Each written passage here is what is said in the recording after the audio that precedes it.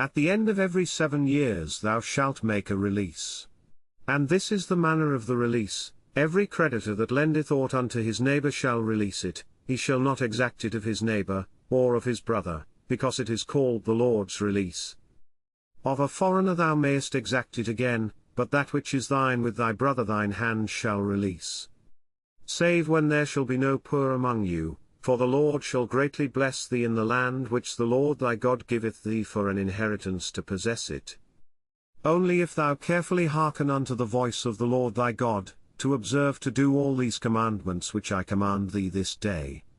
For the Lord thy God blesseth thee, as he promised thee, and thou shalt lend unto many nations, but thou shalt not borrow, and thou shalt reign over many nations, but they shall not reign over thee.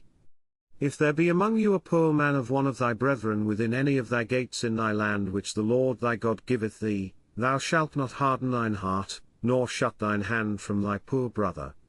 But thou shalt open thine hand wide unto him, and shalt surely lend him sufficient for his need, in that which he wanteth. Beware that there be not a thought in thy wicked heart, saying, The 7th year, the year of release, is at hand, and thine eye be evil against thy poor brother, and thou givest him naught, and he cry unto the Lord against thee, and it be sin unto thee. Thou shalt surely give him, and thine heart shall not be grieved when thou givest unto him, because that for this thing the Lord thy God shall bless thee in all thy works, and in all that thou puttest thine hand unto. For the poor shall never cease out of the land, therefore I command thee, saying, Thou shalt open thine hand wide unto thy brother, to thy poor, and to thy needy, in thy land.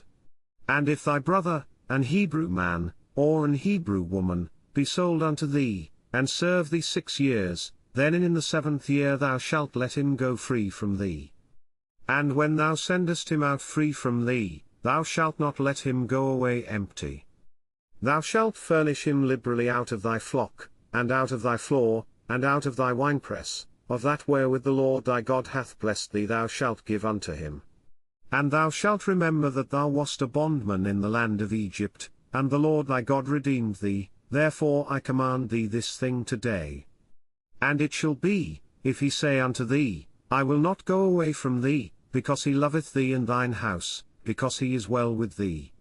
Then thou shalt take an awl, and thrust it through his ear unto the door, and he shall be thy servant for ever. And also unto thy maidservant thou shalt do likewise.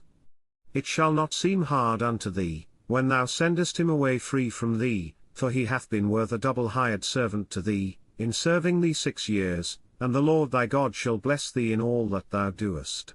All the firstling males that come of thy herd and of thy flock thou shalt sanctify unto the Lord thy God, thou shalt do no work with the firstling of thy bullock, nor shear the firstling of thy sheep. Thou shalt eat it before the Lord thy God year by year in the place which the Lord shall choose, thou and thy household. And if there be any blemish therein, as if it be lame, or blind, or have any ill blemish, thou shalt not sacrifice it unto the Lord thy God. Thou shalt eat it within thy gates, the unclean and the clean person shall eat it alike, as the roebuck, and as the hart. Only thou shalt not eat the blood thereof, thou shalt pour it upon the ground as water.